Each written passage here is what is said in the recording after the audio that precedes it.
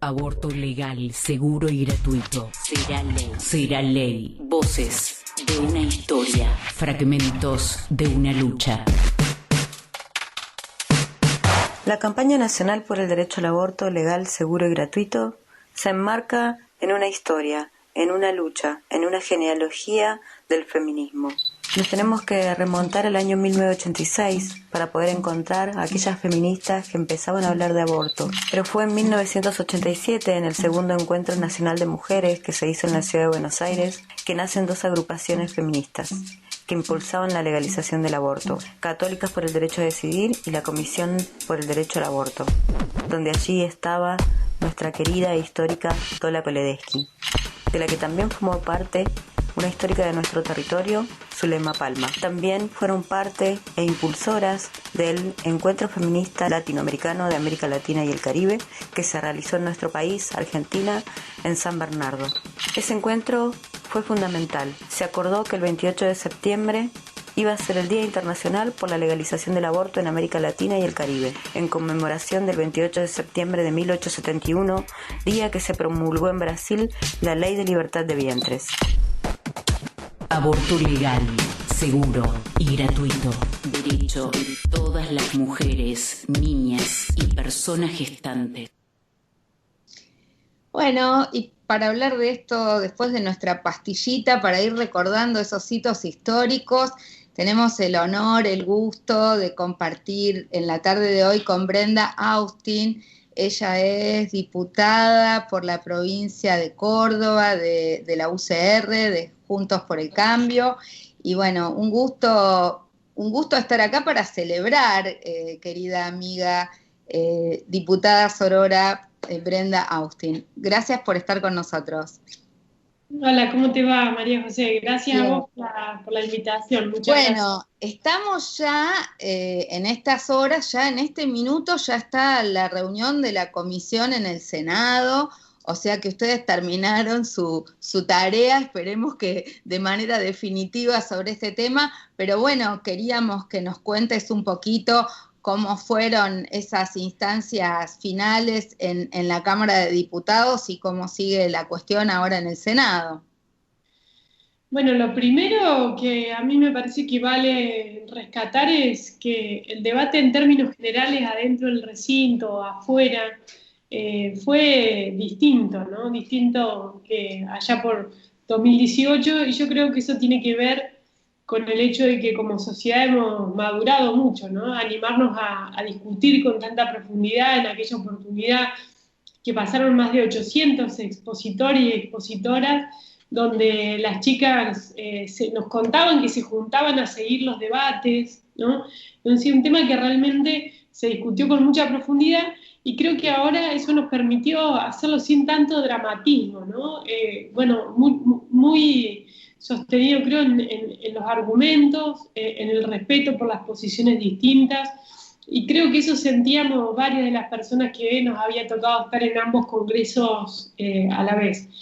Y después, bueno, con la expectativa de que realmente lo que estamos discutiendo es cómo damos vuelta a la página en Argentina, en una historia, en un siglo marcado por la persecución penal a las mujeres, ¿no? Como respuesta a un problema tan complejo que es el de los embarazos no intencionales, y de qué modo el Estado, digamos, acompaña o con qué estrategias hace frente a esta realidad.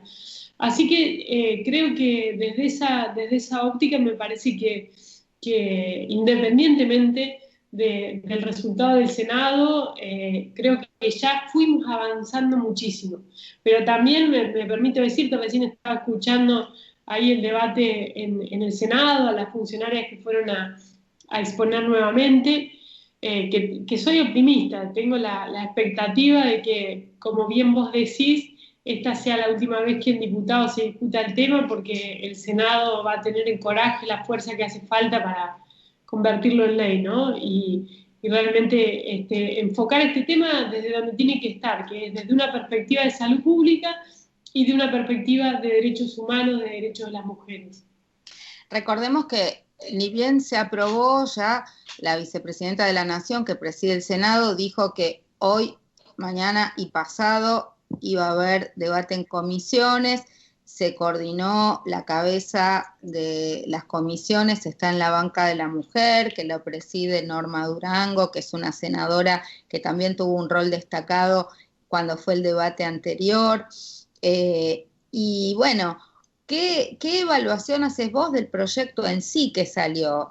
¿Tenía diferencias con el de la campaña? Pero tu evaluación del texto y del contenido de lo que se resolvió a partir del consenso, también un poco esas idas y venidas con el propio Senado, ¿no? Para ver cómo un texto que no vuelva.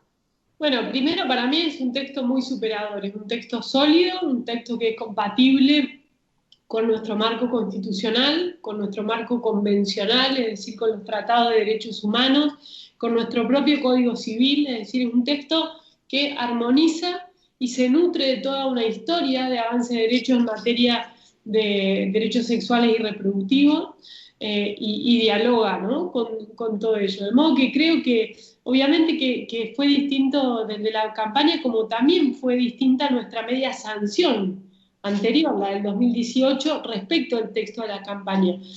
¿Por qué? Bueno, porque muchas veces en ese proceso de búsqueda de construir mayorías se va trabajando las leyes para que realmente, o los textos, los artículos, para que puedan condensar las distintas opiniones, para que despejen miedos, para que dejen distintas cuestiones claras. Y esto ocurrió también con el texto que mandó el propio Ejecutivo, ¿no? Si bien ya era un texto que recogía gran parte de los acuerdos que habíamos hecho en 2018, aún así tuvimos que trabajar, como bien vos decías, aprendiendo nuestros errores, ¿no? Y esta vez haciéndolo en conjunto con las senadoras y con los senadores para tratar de evitar que, que ellos estén después en el dilema de decir, nos gustaría modificar tal cosa, pero no queremos que el proyecto vuelva a diputado una vez más.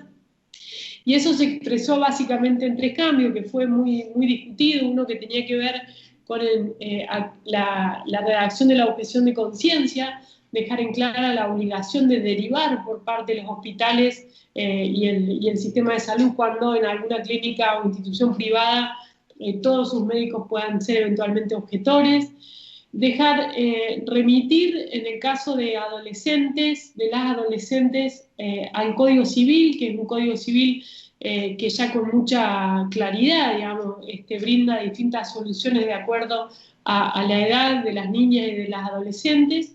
Y en tercer lugar, algo que quizás no se comentó tanto, pero que para mí es muy importante, porque viene a cuento de una falacia argumentativa que usan muchos de los militantes que bregan por el rechazo de este proyecto, que tiene que ver con resaltar, rescatar y volver a poner sobre la mesa la obligación de denunciar que tienen los profesionales de la salud cuando quien asiste es una adolescente o una niña. La obligación de denunciar cuando hay una situación de abuso, cuando hay una violación, de dar intervención a el sistema de protección de niñas, niños y adolescentes, que creemos que esto también saca este argumento malintencionado que se intentó introducir, que es: ustedes quieren el aborto legal para ocultar las violaciones, y es todo lo contrario. Justamente, si nosotros y nosotras queremos proteger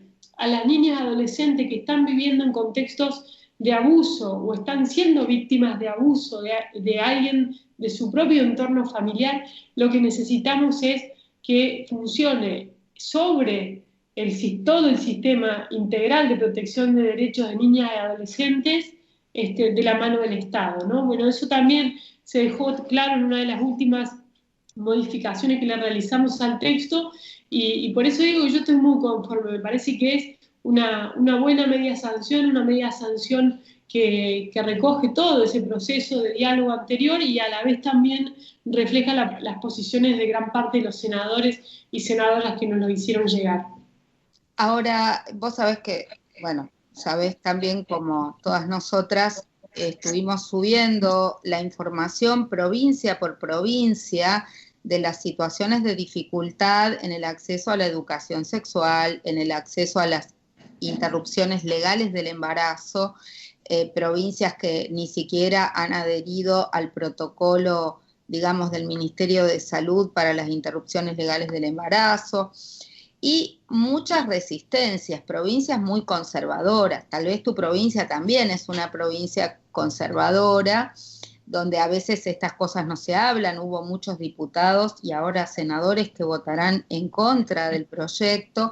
Vimos también varios, no sé, recuerdo la intervención del joven diputado de San Juan, que fue el único que votó a favor y el resto de los sanjuaninos en contra. Digamos, que le costaba bastante tomar esta decisión, porque a veces dicen las encuestas en la provincia marcan una cosa, la gente piensa.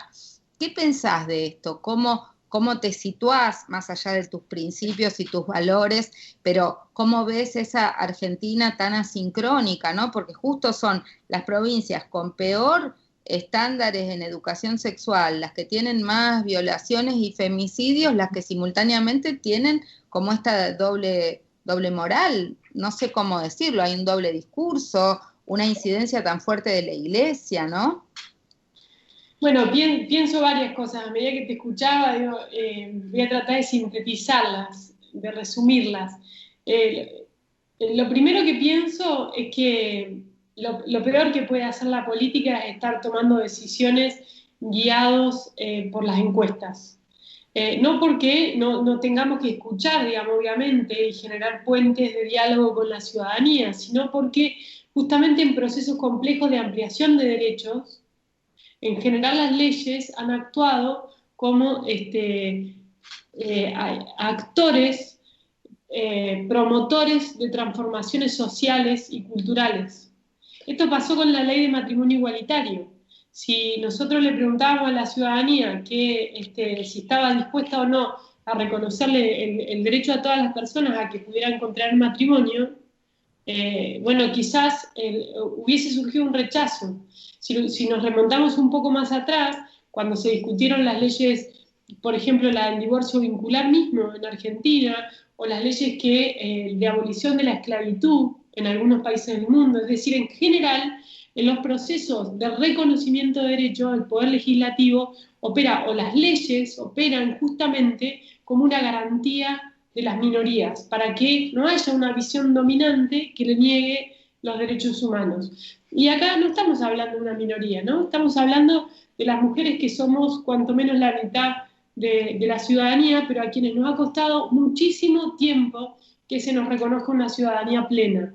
Nos ha costado, y vos lo sabés muy bien, todo el proceso de conquista de derechos políticos, y hoy de lo que estamos hablando es que se nos deje decidir, que no sea el Estado el que se quede con la vara moral para decirnos cuándo le parece que está bien, por ejemplo, si ha habido una situación de abuso sexual o no, y cuándo le parece que está mal, es decir, devolverle a las mujeres el derecho a merituar por sí misma, a decidir. Esto en primer lugar. Y en segundo lugar, digo, siempre cuando se miran las encuestas, claro, todos se quieren acomodar atrás de una supuesta mayoría, ¿no? ¿Y quién representa las otras voces también? ¿Quién representa y eso es lo que, de alguna manera, lo que por ahí alguien podría decir acá en Córdoba. De seguro que hay muchos sectores que no han encontrado diputados y diputadas de sus sectores políticos, de sus bloques políticos que los representen. Miremos lo que hizo el gobierno de la provincia con sus 4 diputados. Los 4 votaron en contra. Y hay muchas mujeres que son militantes del peronismo acá que hace años vienen levantando esta bandera. Entonces, creo que hay que terminar con la hipocresía. Creo que esas provincias del norte donde ni siquiera se respeta algo que es legal y constitucional hace 100 años, que es el aborto en los casos de violación, deberían por lo menos asumir que las respuestas que están dando son ineficaces, no transforman nada y lo único que hacen es perpetuar esta injusticia hacia las mujeres, hacia las niñas y hacia las adolescentes, ¿no? Entonces, bienvenido sea un debate que, aunque le cueste a los partidos, nos sirve para sacar estos temas de abajo de la alfombra, tratar de despojarnos de nuestros propios prejuicios y discutirlo de frente, ¿no? Discutirlo de frente con los costos que puede tener para la política, pero con las virtudes que puede tener para resolver un problema tan complejo que tiene en el centro de la escena a los derechos de las mujeres. Bueno, estamos hablando con Brenda Austin, ella es diputada nacional por Córdoba, de Juntos por el Cambio, de la UCR, y bueno, fue una de las sororas en el 2018 y ahora en el 2021. Bueno, en un ratito nomás nos volvemos al YouTube a ver el debate en el Senado, que hoy inició y que esperamos tener despacho el jueves para el tratamiento el 29. Pero como la diputada Austin es también vicepresidenta de la Comisión de Ambiente, no quiero que terminemos esta nota sin algún mensaje tuyo, porque bueno, nos quedamos con la satisfacción de la media sanción del aborto, pero nos quedamos atascados y atascadas con algunas leyes muy importantes desde el punto de vista ambiental, como es la ley de humedales, que vos habías trabajado mucho, y es una agenda muy frondosa. Recién estábamos hablando en el bloque anterior sobre el agua, la mercantilización del agua, la necesidad de una ley de presupuestos mínimos de agua, o sea que hay mucha tarea por hacer, pero nos gustaría tu agenda prioritaria para lo que queda de, no sé si del año, pero de tu mandato para los temas ambientales. Bueno, bien decías vos, ¿no? Trabajamos mucho en una ley que tenía varias comisiones, 4 comisiones interviniendo, que era la ley de humedales, y logramos ya sobre el pucho, hacia finales de lo que era el plazo para dictaminar el acuerdo de la Comisión de Ambiente, pero todavía nos falta recorrer un camino en estas otras 3 comisiones. Pero yo también me quedé con un sabor amargo con lo que pasó con la ley de plásticos de un solo uso, ¿no? Una iniciativa que la venimos trabajando hace más de un año y medio, la dictaminamos para trabajar en la reducción del consumo de los plásticos descartables, y sin embargo a último momento, en una maniobra de la presidencia de la Cámara, le agregaron una comisión más para evitar que llegáramos al principio, ¿no? Y hoy lo vemos ahí al presidente tratando de hacer equilibrio para asumir compromisos internacionales en un momento donde la agenda del cambio climático requiere que hagamos mucho más de lo que estamos haciendo. Así que bueno, ojalá que el año que viene estos temas realmente puedan estar en la agenda fuertemente y nos permita desde ahí lograr los avances legislativos y también, como en el otro tema, los avances culturales, ¿no? Acá no va a haber un futuro si no hay un presente basado en el desarrollo sostenible. Y no va a haber desarrollo sostenible si no trabajamos en ciudadanos y ciudadanas comprometidas con sus propios cambios de hábito, ¿no? Así que ahí tiene que, creo, estar el trabajo articulado de unos y otros, tratando de hacer sinergia para que entre todos logremos afrontar el verdadero desafío que tenemos, la gran pandemia, que es la de cuidar y salvar nuestro planeta. Bueno, muchísimas gracias, Brenda. Contá con nosotras. Vos sabés que la marea verde que llegó para quedarse, yo creo que el feminismo que no es ecofeminista a estas alturas civilizatorias, viste, no va. Así que creo que muchas de las compañeras que han estado intensamente durante estos años con este compromiso de aborto legal, seguro y gratuito, seguramente se van a sumar a nuestras banderas verdes ecologistas para esa agenda que viene, que hay que asumirla también transversalmente y sin cortapisas, porque lo que hay que enfrentar, como acá enfrentábamos a los fundamentalismos religiosos, en esta enfrentamos a fundamentalismos económicos y a intereses creados que son muy fuertes. Así que espero que sigamos trabajando juntas y muchas gracias. Y bueno, espero que estemos festejando el 29, todes. Ojalá así sea. Bueno, gracias a vos, María José, y a disposición como siempre. Abrazo grande. Buen año, Brenda, gracias por tu trabajo. Gracias. Bueno, seguimos con más Café con Lugar. Aborto legal, seguro y gratuito. Será ley. Será ley. Voces de una historia. Fragmentos de una lucha. En 1991 se inició la recolección de firmas por el aborto legal en la famosa esquina y mítica Confitería El Molino. Esta actividad se sostuvo durante muchísimos años. Allí diferentes activistas sostuvieron e iniciaron esta lucha de la que hoy somos parte, de la que hoy reivindicamos como parte de nuestros feminismos. En el año 1995, el encuentro de Jujuy fue el que inició y reconoció formalmente esta lucha que se estaba empezando a organizar y estaba empezando a crecer, la lucha por la autonomía y la decisión. Allí se dio el primer taller oficial de anticoncepción y aborto, luego de que habían pasado varios talleres autoconvocados durante algunos años, porque la temática antes estaba al interior de talleres, por ejemplo, de salud. No había talleres específicos que hablen de aborto. Ya en el año 2002, como hito importante, fue la sanción de la Ley 25.673, que crea el Programa Nacional de Salud Sexual y Procreación Responsable. En el año 2003, en el encuentro de Rosario, se empezó a utilizar la consigna que luego sería el lema de la campaña nacional por el derecho al aborto legal, seguro y gratuito, por el derecho a decidir, anticonceptivos para no abortar y aborto legal para no morir. En ese año es donde se utilizan por primera vez pañuelos verdes, en el 2003. Aborto legal, seguro y gratuito. Derecho de todas las mujeres, niñas y personas gestantes.